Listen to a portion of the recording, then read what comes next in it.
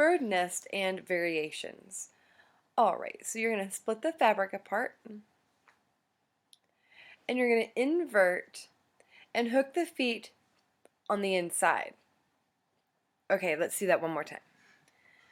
Alright, you're going to tuck up, invert, hook the feet on the inside, and bring the belly down as you arch the back.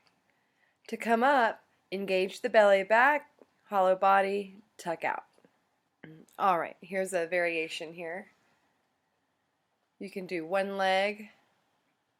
Just remember to always come back to the hollow body and then tuck out. Alright, here is another variation here. You're going to bird's nest, split, and then almost kind of like go sideways. Bring your crutch to your wrist. To come out, split, engage, tuck out. Hey FLYtribe, it's Abby here from the Flying Fitness, and I just hope you enjoyed your tutorial for the week. And guys, if you have anything in mind that you would like to see, go ahead and leave it in the comments below and we will be sure and do a tutorial for you.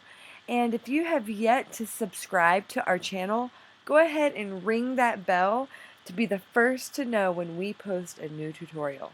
Alright, see you next week.